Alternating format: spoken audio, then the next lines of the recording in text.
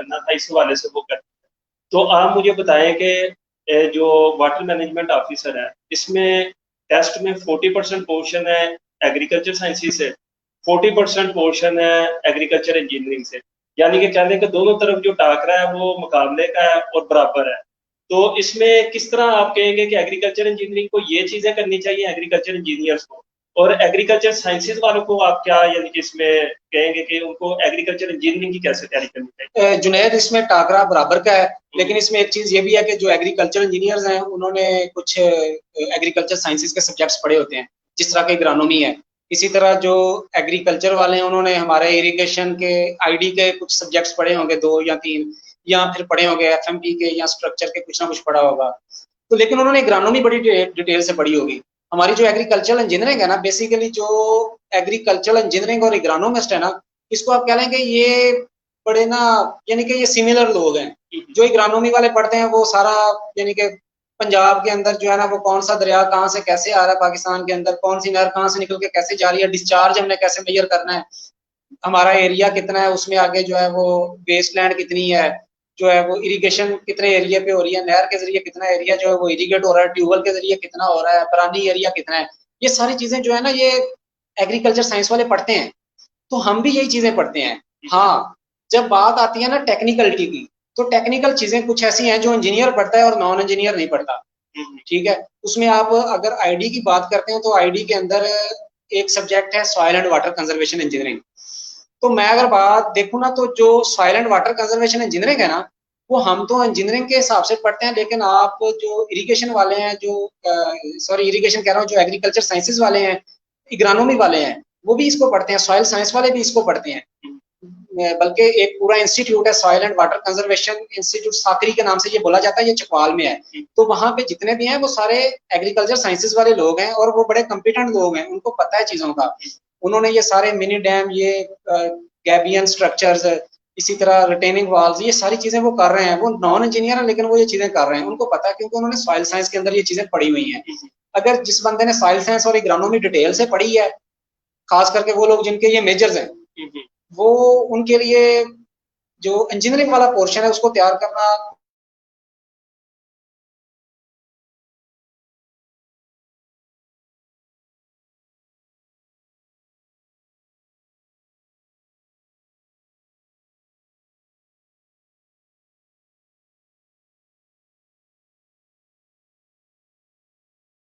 कोई बड़ा प्रॉब्लम नहीं है। टेंशन जिस तरह क्या,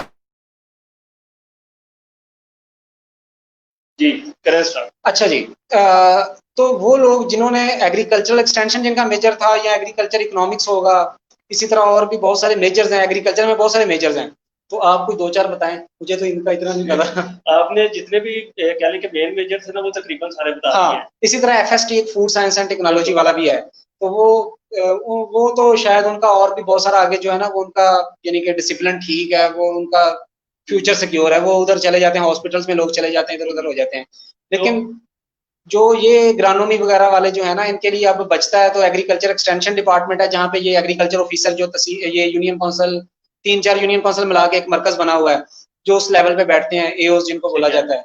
तो वो लगे हुए हैं यहाँ। फिर अब इनका अगर हम इंजीनियरिंग में आ जाते हैं तो अब ये वाटर मैनेजमेंट ऑफिसर की इनके लिए आई है। बड़ी अच्छी अपॉर्चुनिटी है, बिल्कुल। तो मुझे जी जी, और इंजीनियर्स के साथ रह के इनको बहुत कुछ सीखने को मिलेगा। इंजीनियर्स जो है ना, वो बड़ी हार्ड लाइफ गुजारते हैं। पहले पढ़ने के अंदर भी उनको बहुत ज्यादा टफ स्टडी करना पड़ती है, फिर आगे जॉब के अंदर भी ऐसी है। तो इंजीनियर ज्यादा है, जॉब बहुत कम है। तो इंजीनियर्स के साथ रह के ये अगर जो लोग आते हैं वो बहुत कुछ सीखेंगे। तो जो इग्रानोमी वाले और सॉइल साइंस वाले हैं, वो खास करके उनके लिए ये इतना ज्यादा मुश्किल नहीं होगा, क्योंकि वो लोग पहले भी न्यूमेरिकल करते हैं।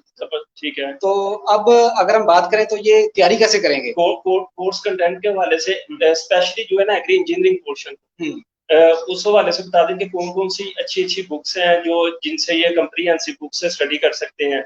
उसके अलावा कौन कौन से टॉपिक हैं जिनको इनको पढ़ना चाहिए, और जिस तरह कानूनी सर्वे ऑफ पाकिस्तान हो गया, इस तरह अगर कोई ऑर्डिनेंस है वाटर मैनेजमेंट के हवाले से वो बता दें। तो किस तरह जो है वो एग्रीकल्चर साइंस के स्टूडेंट्स को एग्रीकल्चर इंजीनियरिंग की तैयारी करनी चाहिए। जो सबसे पहले तो वाटर मैनेजमेंट की हम बात करते हैं ना, तो आपको ड्रिप का पता होना चाहिए, ड्रिप को हम कैसे डिजाइन करते हैं। ठीक है, ये मुझे याद है कि ये जो एग्री साइंस वाले हैं ना, उनको पढ़ाया जाता है। ये सिकंदर साहब एक टीचर है यूनिवर्सिटी में, तो वो जो आईडी इनको पढ़ाते हैं ना, उसमें ये सारा डिजाइन पढ़ा देते हैं। तो इसी तरह ये इसके मैनुअल इंटरनेट के ऊपर अवेलेबल है। आप वाटर मैनेजमेंट की ofwm.agripunjab.gov.p के वेबसाइट खोलेंगे तो वहां पे भी ये मैनुअल अवेलेबल है। आप उनको स्टडी करें। आप ड्रिप को सबसे पहले समझेंगे, ड्रिप इरिगेशन क्या है। फिर वाटर कोर्स का आ जाता है।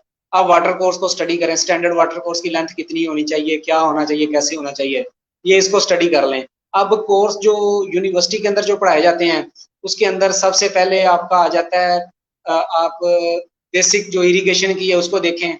उसके बाद फिर soil and water conservation engineering का एक सब्जेक्ट है, उसके अंदर आप जो उसका एमसीक्यूज है वो सारा एग्री साइंस से रिलेटेड है, उसको देखें।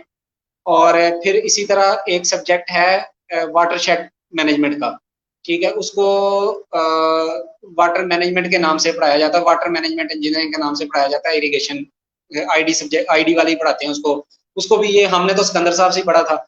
अब शायद बाद में वो जहां चीमा साहब होते थे आजकल वो एरड में है, तो उन्होंने भी बाद में हमारे जो जूनियर्स थे उनको उन्होंने पढ़ाया था। तो इसको देखें, खास करके ये जो वाटरशेड मैनेजमेंट है ये बड़ा हॉट इशू है इस वक्त।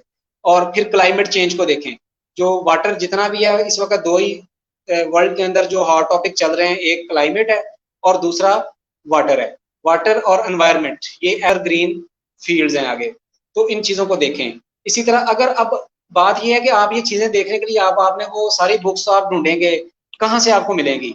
तो उसमें यह है कि जो इंजीनियरिंग डिपार्टमेंट है ना उसके कुछ टीचर्स ने मेहनत करके ना 1500 एमसीक्यूज का एक मैनुअल बनाया हुआ है, वो मैं जुनेद के साथ शेयर करूंगा। वो हमने अपने व्हाट्सएप ग्रुप में शेयर कर दिया 1500 एमसीक्यूज का।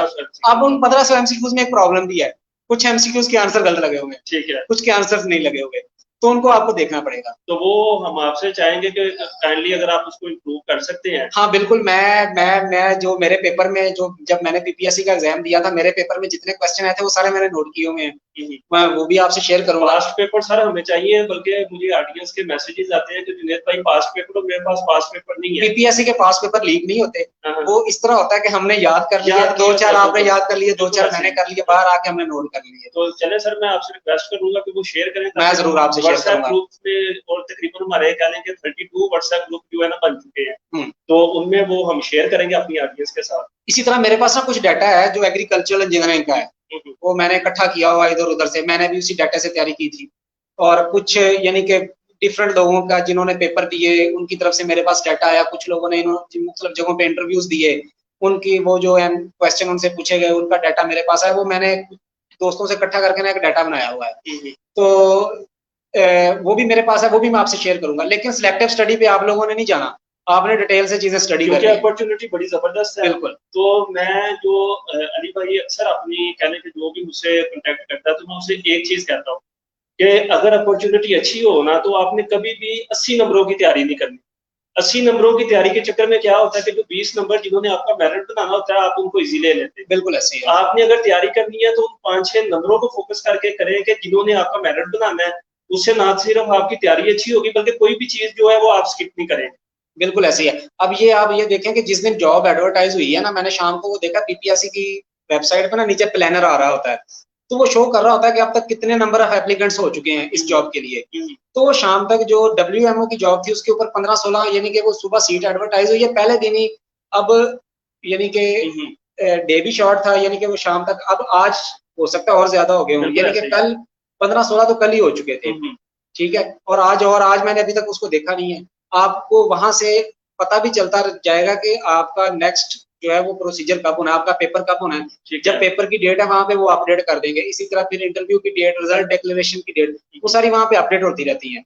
तो ये सारा आपको वहां पे स्टेप बाय स्टेप पता चलता जाएगा कि मेरी नेक्स्ट स्टेज कब आ रही है। और वो हम अपनी ऑडियंस को जो है वो आपके तवज्जुह से और हम भी फॉलो करते रहते हैं, तो वो चीजें जो है वो शेयर करते रहेंगे। बिल्कुल। तो अली भाई मैं जानना चाहूंगा कि सॉफ्टवेयर डाटा आप हमें प्रोवाइड करेंगे, बल्कि आज ही जो है ना हम आपको ग्रुप एडमिन भी बना देते हैं जितने भी हमारे ग्रुप्स हैं, तो आप जो है वो डायरेक्टली उधर करें ताकि अगर ऑडियंस को कोई आपसे रहनुमाई भी चाहिए हो तो वो आपसे जो है वो कॉन्टेक्ट करके ले सकते हैं। तो मुझे अभी ये बताइएगा कि कोई इस तरह की कंप्रीहेंसिव बुक जो कि आप समझते हैं कि स्टूडेंट्स को इस टेस्ट की तैयारी के लिए लाजमी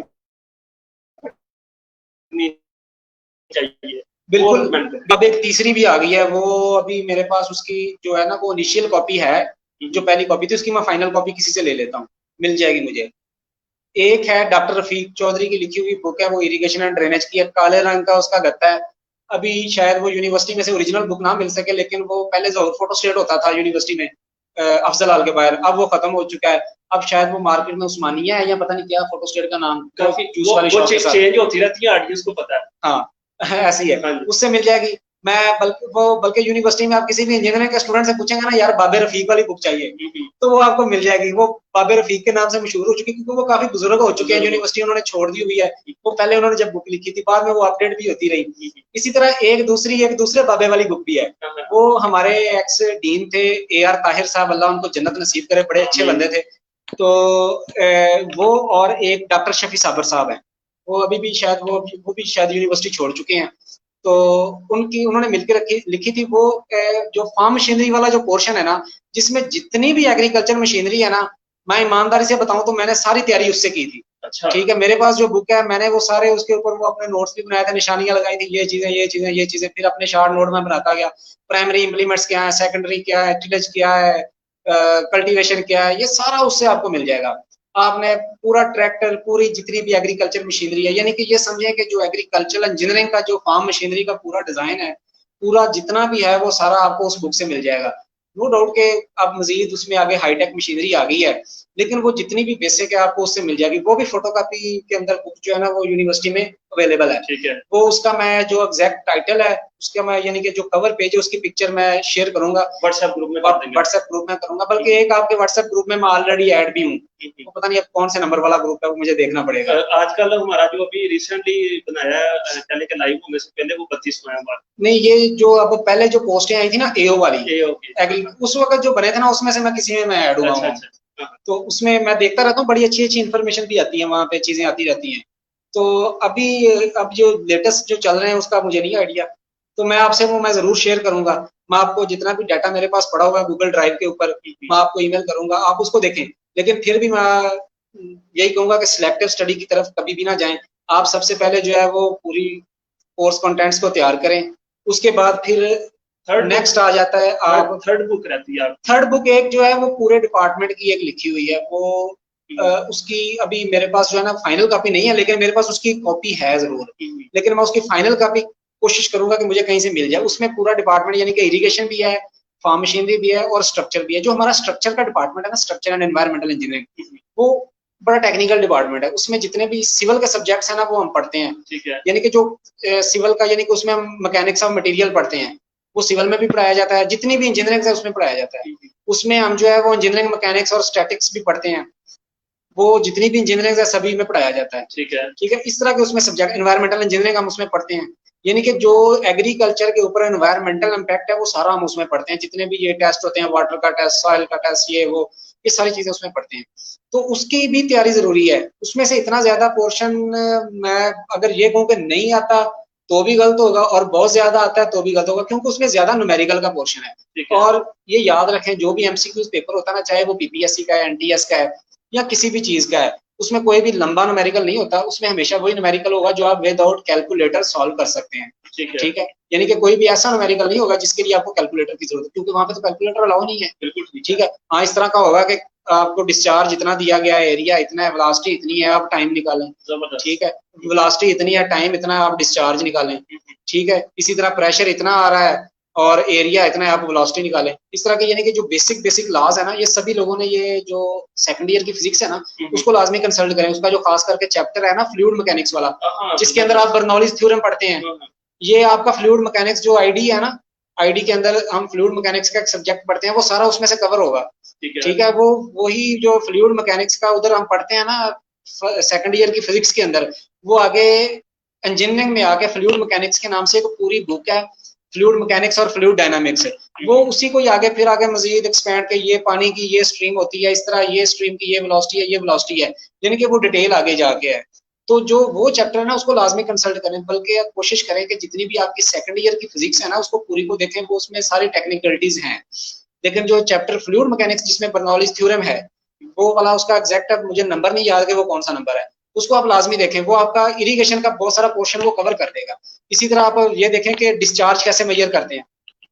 फिर आप, अब ये स्ट्रक्चर की बात हमने कर ली कि उसमें से बहुत ज्यादा पोर्शन नहीं आता, उसमें से वो चीजें आती हैं, वो एग्रीकल्चर साइंस वालों को भी पता है। यानी कि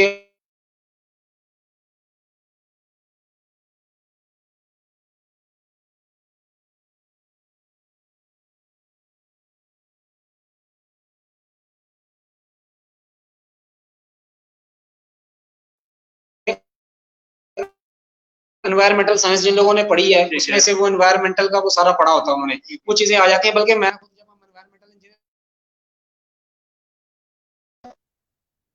जी कंटिन्यू करें। अच्छा जी, तो अब अगर हम आईडी की तरफ आते हैं ना, तो आईडी में आपने कभी भी ये नहीं भूलना कि हमारी नहरें कितनी हैं पाकिस्तान के अंदर, पंजाब के अंदर कितनी जो है वो मेन कैनाल्स हैं आगे उनकी, यानी कि मेन कैनाल ब्रांचेस कितनी है? ब्रांचेस, ब्रांचेस का तो खैर वो तो बहुत ज्यादा होगी, मेन कैनाल्स आपने नहीं भूलनी कि कितनी है। अब आपने ये नहीं भूलना कि बगलियार डैम जो है वो किस दरिया के ऊपर बन रहा है, किस रिवर के ऊपर है, किशन गंगा किसके ऊपर है, ठीक है ना, द्यामिर भाषा जो है वो कहाँ पे है। ये इस तरह के ये क्वेश्चन भी आते हैं, ये आपके ये समझ लें कि ये आपका जनरल नॉलेज भी होता है उसमें। यानी कि डैम्स का आपको पता होना चाहिए कि कौन सा डैम, जो मेजर मेजर डैम्स हैं, जो बड़े फेमस डैम हैं, जिनको ऊपर बड़ी डिबेट होती है, वो कहाँ पे हैं, ठीक है। और आपने कभी भी नहीं भूलना कि जो खानपुर डैम है वो किस दरिया के ऊपर है, ठीक है, के ऊपर है बताएं आप? ये आई थिंक खरान रिवर है, ठीक है, ये रावलपिंडी से टैक्सला जाते हुए ये आता है कहीं पे, वो अप टू ठीक डेट है। कर हाँ ये चीजें ये आपको गूगल मैप से आपको मिल जाएंगी ये चीजें, ठीक है। इसी तरह फिर आपने ये नहीं भूलना कि मंगला डैम जो है वो, ये ना हो कि मंगला डैम पूछे आप जनाब लिख दें तो वो गलत हो जाएगा, वो जेलम के ऊपर है, ठीक है। इसी तरह तरबेला डैम, हमारा सबसे बड़ा डैम कौन सा है, अर्थफील्ड डैम है, जो सबसे बड़ा डैम वो पाकिस्तान के अंदर है, वो तरबेला डैम है, ठीक है। इसी तरह मंगला डैम है हमारा दूसरे नंबर के ऊपर। फिर ये हमारे दो मेजर डैम है जो सबसे बड़े हैं। उसी के बाद फिर आगे आ जाता है नेक्स्ट हमारा हब रिवर के ऊपर डैम मौजूद है, हब डैम के नाम से। इसी तरह छोटे छोटे पाकिस्तान के अंदर बहुत सारे डैम्स हैं, लेकिन आपने मेजर मेजर जो डैम्स हैं उनको आपने लाजमी देखना है। ये मैं चीजें कुछ जो मैंने नोट्स बनाए हुए हैं वो मैं इनके साथ शेयर करूंगा लाजमी, ठीक है। इसी तरह अभी जो है ना, आपने ये नहीं भूलना कि कौन से बराज से कौन सी नहर निकल रही है। आपको पता होना चाहिए कि मराला से जो है ना वो कितनी नहरें निकल रही हैं और कौन कौन सी हैं। अगर वो इस तरह का क्वेश्चन कर देता है कि हमें पेपर में क्वेश्चन आया था यूनिवर्सिटी के अंदर कि जम्मू कश्मीर से जो है ना वो मछली ने ट्रैवल करना है और लायलपुर आना है। अब कुछ लोगों को तो ये नहीं पता होगा लायलपुर कौन है, लायलपुर फैसलाबाद है, तो लायलपुर गट वाला आना है उसने, तो वो कैसे आएगी। तो वो ये ऐसे ही हो सकता है कि जम्मू से वो दरिया जेलम में आए, तो जेलम से आगे फिर अब हम सोचेंगे कि लायलपुर जो है ना वो फैसलाबाद के अंदर तो गट वाली जो नहर है, रख ब्रांच ही है ना वो आती है। तो अब वो रख ब्रांच जो है वो तो निकल रही है जनाब मेन लाइन अपर में से, मेन लाइन अपर जो है वो निकल रही है जनाब लोअर चनाब कैनाल से, और लोअर चनाब कैनाल तो निकल रही है भाई खानकी रिवर से, लेकिन खानकी रिवर तो चनाब के ऊपर है। अब चनाब तो जम्मू से आता ही नहीं है।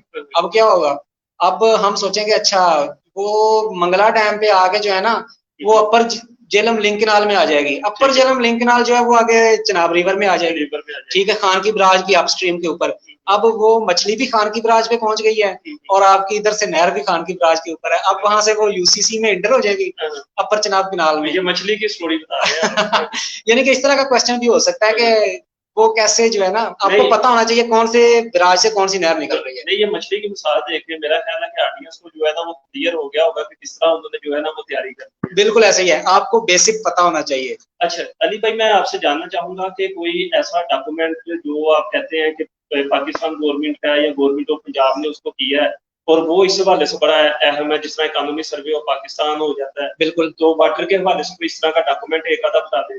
और दूसरा यानी कि आप ये क्लियर कर दें कि जो एग्री पंजाब की वेबसाइट है उसमें से क्या क्या चीजें स्टडी करनी चाहिए। एग्री पंजाब की जो वेबसाइट है ना उसके आगे अंदर बहुत, यानी कि वो बहुत बड़ी वेबसाइट है, ह्यूज वेबसाइट है।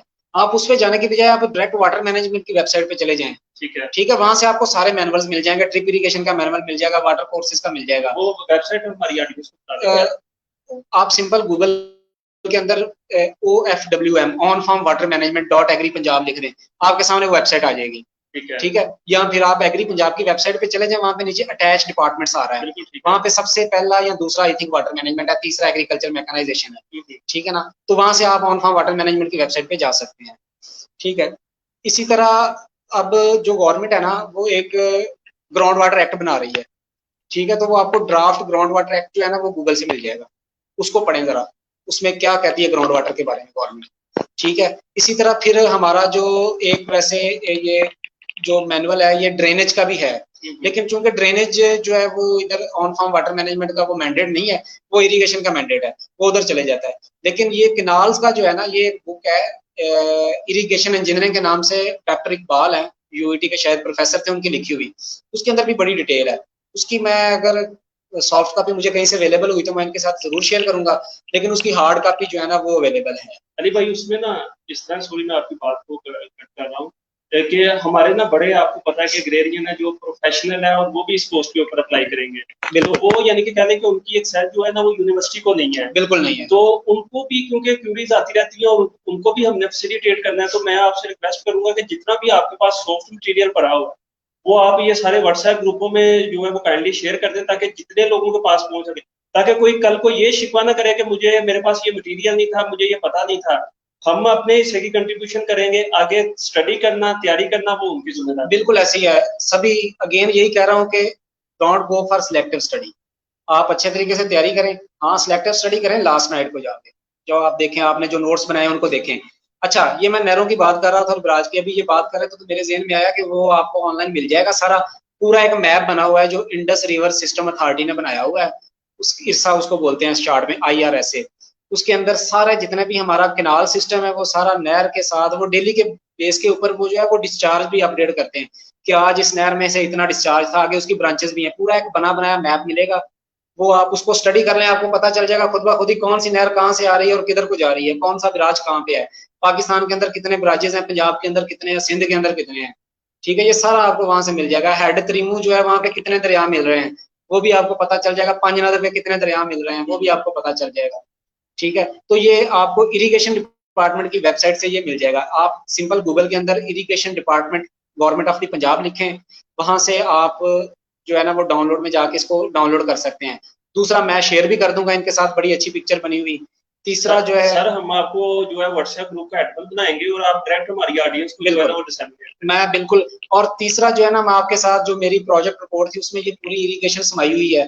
ठीक है, वो आपको ऑनलाइन अवेलेबल होगी। आप सिंपल जो है वो इरिगेशन सिस्टम आप पाकिस्तान गूगल में लिखें, भाई अली रजा लिख दें, वो आपको मिल जाएगी। इससे ना मिले तो आप सिंपली आगे एक जो है ना वो शॉर्ट की लिखें, SCRIBD, स्क्रिप्ट। स्क्रिप्ट एक वेबसाइट है, वहां पे वो मौजूद है, वहां से वो आपको मिल जाएगी। लेकिन हो सकता है वहां से वो फ्री में डाउनलोड ना हो सके, लेकिन तो मैंने तो वैसे वहां पे वो फ्री में डाली हुई है। अब पता नहीं वो वेबसाइट की पॉलिसी क्या है, वो फ्री में देते हैं या नहीं देते, लेकिन मैं आपके साथ, मैंने उसको अपडेट भी बाद में किया, वो मैं आपके साथ जरूर शेयर करूंगा। सर वो आपको हमने व्हाट्सएप ग्रुप बना दिया ना एप्पल, तो उसमें मैं भाई फ्री में शेयर ये बिल्कुल मैं शेयर कर दूंगा, आज ही मैं जाके हो सकता है शेयर कर दूं। लेकिन हाँ वो एक और भी चीज है, मेरा लैपटॉप ऑफिस में पड़ा हुआ है, मंडे को मैं लाजमी शेयर करूंगा। मंडे को करते हैं, हमारे पास टाइम है। बिल्कुल मंडे को मैं लाजमी अर्ली इन द मॉर्निंग में आपके साथ शेयर करूंगा। ठीक है, हाँ जो मेरे पास ईमेल पे डाटा पड़ा मैं आपको अभी ईमेल कर दूंगा। चलिए थैंक यू। ठीक है, तो नेक्स्ट जो है वो फार्म मशीनरी का भी है इसमें। ठीक है, ठीक है, तो फार्म मशीनरी भी जो है वो मैंने आपको एक बुक बता दी, आप सिंपल वो बुक तैयार करें, आपकी फार्म मशीनरी का जितना पोर्शन है आपको उस बुक से क्लियर हो जाएगा। मैं उसका टाइटल पेज व्हाट्सएप करूंगा, तो आप सिंपल वो यूनिवर्सिटी में किसी फोटो स्टेट वाले से जाके ले लें। दूसरा मैंने जो उससे शॉर्ट नोट्स बनाए हैं, मैं कोशिश करूंगा कि यार उसकी ना बाइंडिंग निकाल के ना, तो उसको मैं, मेरे पास ऑफिस में बड़ा अच्छा स्कैनर है, नेटवर्क स्कैनर, तो 2-3 मिनट में पूरी बुक स्कैन कर देगा। चलिए सर ये तो बड़ी जबरदस्त। हाँ मैं कोशिश करूंगा कि मैं ना उसको वो बुक को ले जाऊं इस दफा साथ ऑफिस में, घर मेरे पास पड़ी है, मुझे ढूंढनी पड़ेगी लेकिन मेरे पास पड़ी है, तो मैं उसको स्कैन करके ना मैं शेयर करूँ। सर ये आपका जो है वो कह लें कि हमारी एक कम्युनिटी के लिए, क्योंकि अली भाई मुझे ना अक्सर कॉल्स आई होती है, और जिस तरह आपने पहले एक सिचुएशन बताई है कि मार्केट के ये हालात है, जी जी, तो यही यानी कि वो वजूहत है जिसकी वजह से हम भी जो है ना अपना कंट्रीब्यूशन प्ले करते रहते हैं कि चले जितना अपना कंट्रीब्यूशन प्ले कर सकते हैं वो करते हैं इस हवाले से। तो ये आपको माशाल्लाह बड़ी जबरदस्त जो है वो कहने के इस हवाले से हमारी एग्रेरियन कम्युनिटी के लिए जो है ना सर्विस होगी। तो हम आपसे लाजमी रिक्वेस्ट करेंगे कि आप इसके ऊपर जो है वो स्कैन करके, या स्कैन में जो अवेलेबल आपके पास मटीरियल है उसको शेयर करते हैं। तो अभी मैं देख रहा हूँ कि काफी कमेंट आ रहे हैं, वो पूछ रहे हैं जी ग्रुप का लिंक जो है वो शेयर करते हैं। तो ये आपके सामने एक टिकट चल रहा है, इसके अंदर नंबर लिखा हुआ है, व्हाट्सएप आप करें, और हम कोशिश करते हैं कि जो क्योंकि वर्किंग आवर्स में हम प्रोफेशनल लाइफ में थोड़ा सा बिजी होते हैं, तो शाम के बाद जो है ना वो तकरीबन सभी को जो है वो ग्रुप में हम ऐड कर देते हैं। और उसके अलावा हमारा यूट्यूब चैनल है एग्रेरियन टॉक्स के नाम से, आप उसको सब्सक्राइब लाजमी करें। जितने भी हमारे लेक्चर इस हवाले से हैं वो हम जो है उसमें अपलोड करते रहते हैं। और मैं अली भाई फिर आपसे एक करूंगा कि कोई 5-5 10-10 मिनट के जो लेक्चर्स है ना, कोई कहने के जनरल ओवरव्यू के हवाले से, जनरल इंफॉर्मेशन के हवाले से, काइंडली वो रिकॉर्ड करके जो है वो हमारे साथ शेयर करें, ताकि हम उसको जो है ना ऑडियंस के साथ या व्हाट्सएप ग्रुप्स के अंदर जो है ना उसको शेयर करें, ताकि एक ऑडियंस को जो है वो इंफॉर्मेशन इस हवाले से मिल जाए। जी बिल्कुल जुनेद, मैं जो है ना ऑफिस टाइम के बाद मैं अवेलेबल हूँ। हम रिकॉर्डिंग की क्यों बात करते हैं, हम जब भी आप कहेंगे, जब तक ये यानी कि ये प्रोसेस इसका ये पेपर तक की हम करेंगे, जितना भी मेरी भी यही कोशिश होगी कि मैक्सिमम लोग जो है ना वो लोग जो बाकी यानी कि ना जिनके पास जॉब भी नहीं है, जो कोशिश कर रहे हैं, टैलेंटेड लोग हैं, कुछ लोग वो हैं जो ऑलरेडी यानी कि अच्छी पे ले रहे हैं, हाँ वो प्राइवेट सेक्टर में है, वो भी कोशिश करें कि वो यानी कि अगर वो गवर्नमेंट सेक्टर में आना चाहते हैं क्योंकि जॉब सिक्योर हो जाती है। लेकिन वो लोग खास करके जो कि जॉबलेस हैं, और फिर बंदा जब डिग्री कंप्लीट हो जाती है ना तो वालदैन की बंदे के ऊपर नजरें होती है कि यार अब इसने पढ़ लिया है, तो अब ये आगे अब ये क्या कर रहा है यार, ये सारा दिन घर में बैठा मोबाइल यूज कर रहा है, ये कुछ भी नहीं कर रहा। लेकिन बंदा अंदर से जो है ना वो बड़ा डिसअपॉइंट हुआ होता है, वो जॉब ढूंढ रहा होता है, मोबाइल में भी वो ढूंढ रहा होता है रोजी डॉट पीके के ऊपर, इधर उधर जॉब्स डॉट पीके के ऊपर के कहीं कोई जॉब मिल जाए, कोई प्राइवेट कंपनीज की वेबसाइट विजिट कर रहा होता है, कहीं पे अपनी सीवी भेज रहा होता है, दोस्तों के साथ चीजें शेयर कर रहा होता है कि यार कहीं पे जॉब पे लगवा दें। तो खास करके वो लोग जो कि इस तरह की फैमिली से ताल्लुक रखते हैं तो उनको बाकी जॉब की जरूरत है, वो कभी भी रिस्क ना लें, वो भाई तैयारी करें अच्छे तरीके के साथ, और अच्छे तरीके के साथ पेपर अटेम्प्ट करें। पेपर अटेम्प्ट के बारे में आपको पहले बता दिया कि इसमें नेगेटिव मार्किंग भी है, आपने वो क्वेश्चन करने जो आपको आते हैं, आप 100 क्वेश्चन की बजाय आप 80 कर लें, लेकिन आप करें सही, ठीक है। गलत क्वेश्चन कभी भी ना करें, जो आपको जिसके ऊपर थोड़ा सा भी डाउट है ना उसको एंड के लिए छोड़ दें, सबसे पहले आप जो आपको आते हैं आप वो सारे कर लें, उसके बाद फिर जो आपको सेकंड ऑप्शन देखें कि अब कौन कौन से हैं जिनको मैं थोड़ा सा ज़हन के ऊपर जोर दे के जो है मैं कर सकता हूँ, अब वो करें, ठीक है ना। तो कभी भी ऐसे ना करें कि आप भाई कहते हैं ना कि मैं पेपर गढ़ के आ गया, ये कभी भी नहीं करना आपने। यूनिवर्सिटी में पेपर दे के निकलते थे ना तो कुछ दोस्त वो होते थे जो कहते थे ये पेपर गढ़ के आ गया, तो ऐसा नहीं करना।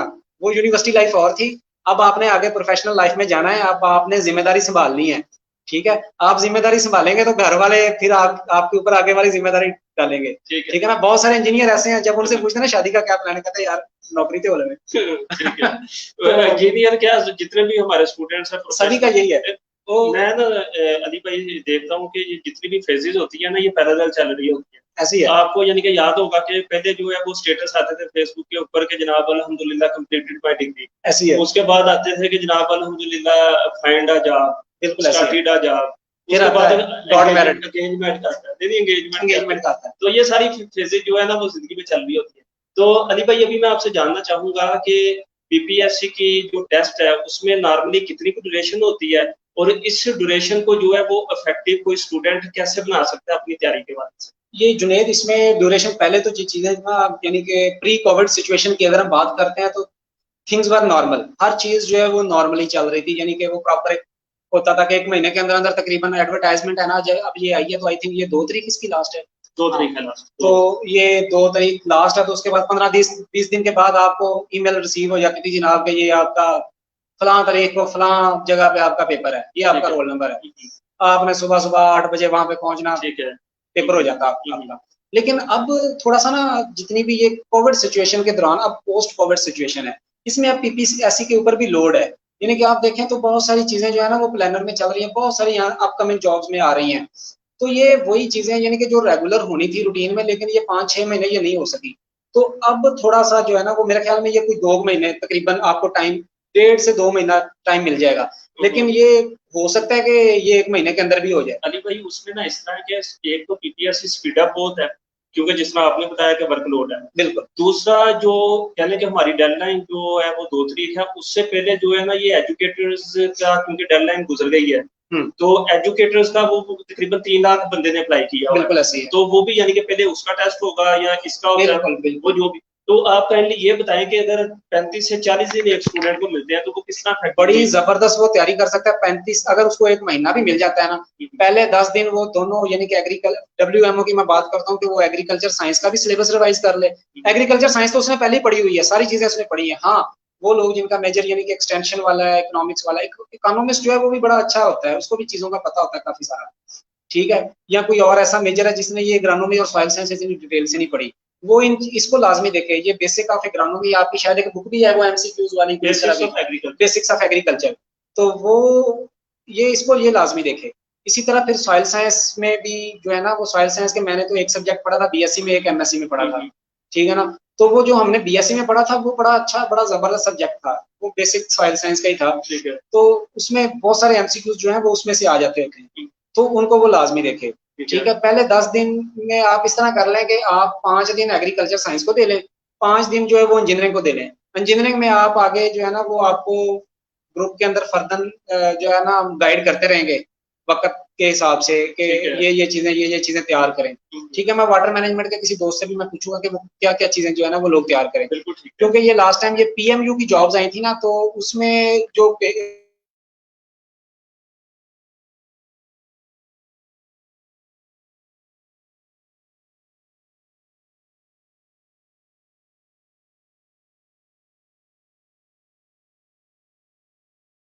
साथ में सिविल और मैकेनिकल वाले थे, एग्रीकल्चर इंजीनियर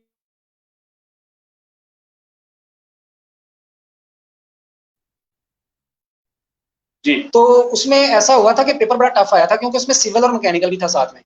तो उसमें यानी कि जो सिलेक्टिव स्टडी वाले लोग थे ना वो रह गए थे। ठीक है। उसमें थोड़ा सा वो एक्सपीरियंस वाले लोगों को भी प्रेफरेंस दी गई थी।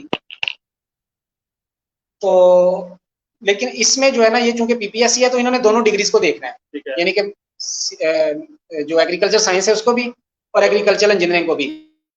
और पेपर इस तरह का बनेगा कि वो दोनों के लिए यानी कि बेसिक होगा, दोनों उसको अटेम्प्ट कर सके। ऐसा नहीं होगा कि वो सारा ही इंजीनियरिंग से आ गया है, टेक्निकल नहीं होगा वो। हाँ बहुत ज्यादा टेक्निकल तो होगा ना, टेक्निकल क्वेश्चन रहेगा, बहुत ज्यादा टेक्निकल, इतना ज्यादा टेक्निकल नहीं होगा कि वो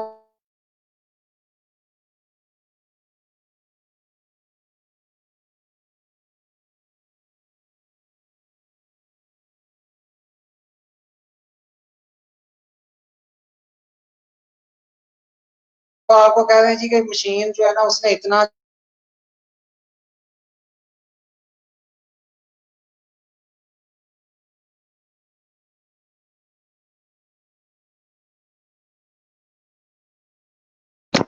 जी। अच्छा सॉरी, वो बार बार दरमियान में भी कॉल आ रही है, उसकी वजह से ना वो प्रॉब्लम हो रहा था। तो इसमें कोई इस तरह का यानी कि ना बहुत ज्यादा टेक्निकल नहीं होगा, हाँ, लेकिन ये चीजें होगी कि वो आपको आपकी जो है ना वो जजमेंट हो सके। आपने 70 स्केल पे आपने ऑफिसर लगना है जाके, आपके पास पावर्स आनी है, ठीक है ना। वो 70 स्केल की जॉब जो है ना ये बड़ी गजटेड जॉब है। हम वो कहते हैं ना कि वो 17 वाले बंदे से जाकर टेस्ट करवा के लाएं, ठीक है ना, वो उसके पास कुछ ना कुछ है तो वो फिर करता है ना, अथॉरिटी है उसके, हाँ अथॉरिटी तो है, हाँ आगे फिर डिपार्टमेंट के अंदर उसके पास कितनी अथॉरिटी है वो कहलाता है। लेकिन आपके हमसायों को जब पता चला ना कि वो बंदा तो गस्टिंग अफसर है, ठीक है ना, तो वो बड़ी जो है ना वो हलचल मच जाती है फैमिली के अंदर। वो लोग जो कभी आपको बुलाते नहीं है वो भी आपके पास आना शुरू हो जाते हैं, साहब भी कहते हैं, हाँ साहब कहते हैं, और साथ में कहते हैं कि तू तो मेरा पुत्र है, ठीक है, वो यार हम तो शुरू से ही इकट्ठे थे, वो अक्सर पुत्र बना भी देते हैं, ठीक है ना। तो अली भाई मैं आपसे जानना चाहूंगा कि डेली, क्योंकि प्रोफेशनल लाइफ का आपको पता है और हमारे बड़े प्रोफेशनल हैं जो इसमें अप्लाई करेंगे, तो उनको आप क्या सजेस्ट करते हैं कि उन्होंने एक हेक्टिक रूटीन है उसको फॉलो करना है, फिर रात को घर में आना है, डोमेस्टिक असाइनमेंट्स होती हैं तो रेस्ट भी करनी होती है, तो वो किस तरह यानी कि इसको लेके चलते? वो लोग प्रोफेशनल जिनकी ऑफिस जॉब है, ऑफिस के दौरान उनको टाइम मिल जाता है, वो तो ऑनलाइन उसको स्टडी कर सकते हैं चीजों को, लेकिन ऑफिस में सपोज करें टाइम, ऑफिस में टाइम नहीं मिलता, फील्ड की जॉब है आपकी, आप भाई आते हैं ऑफिस से थके हुए आते हैं, आके आप, मेरा ख्याल है कि आप आके इशा की नमाज पढ़ें, नमाज के बाद बंदा फ्रेश हो जाता है वैसे ही, उसके बाद आप 2 से 3 घंटे जो है ना वो दें, डेली 3 घंटे कम से कम उसको दे रहे हैं। तो वैसे भी तो आप मोबाइल यूज, आप कौन सा ऑफिस से आके आती सो जाते हैं, खाना खा के आपने घंटा 2 घंटे अपने जानू मानू से बात करनी होती है, तो वो आप छोड़े ना, जब तक ये प्रोसेस क्लियर नहीं ना हो जाता उस वक्त तक आप चीजों को साइड पे कर दें, यानी कि यूं करें कि आप ना चिल्ले पे बैठ गए, आप गोशा नशीन हो गए।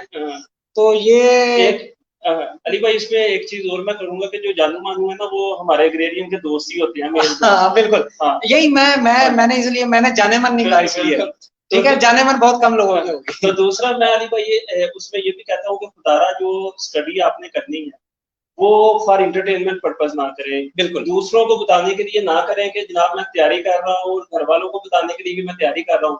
अपने आप को जो सेटिस्फाई रखना है ना कि मैंने टेस्ट क्वालिफाई करना है, मैंने इंटरव्यू क्वालिफाई करना है, उस हवाले से जो है वो आप तैयारी करें। यार आप अपने आप को ना कॉन्फिडेंशियल रख के तैयारी करें, यानी कि आपके घर वालों को भी नहीं पता, आप बिल्कुल साइलेंट, यानी कि ऐसी जगह पे बैठे आपको कोई चीज कोई डिस्टर्ब नहीं कर रहा, साथ साथ आपको ये जो भी इंपॉर्टेंट लग रहा है ना उसको हाईलाइट करते जाएं, हाईलाइटर पास रखें, पेंसिल के साथ ऐसे ना उसके ऊपर बुक के ऊपर ना लिखते रहें, बुक की बेहरमती भी होती है, ठीक है ना। तो बंदा वही कामयाब होता है जब बुक की कदर करता है, कभी भी बुक की तरफ फोन करके ना बैठे, ठीक है ना। तो आप चीजों को हाईलाइट करें, अपने साथ साथ शार्ट नोट्स बनाएं। शार्ट नोट्स आपको उस दिन काम आएंगे जब अगले दिन आपका पेपर होगा, टेस्ट होगा। ये मैंने पर्सनली फील किया है। बिल्कुल बड़ा यानी कि वो कहने के जब एक बंदे ने तैयारी की होती है और वो बंदा जिसने शार्ट नोट्स नहीं बनाए होते वो कंफ्यूज होता है, बड़ा कंफ्यूज होता है। हम भी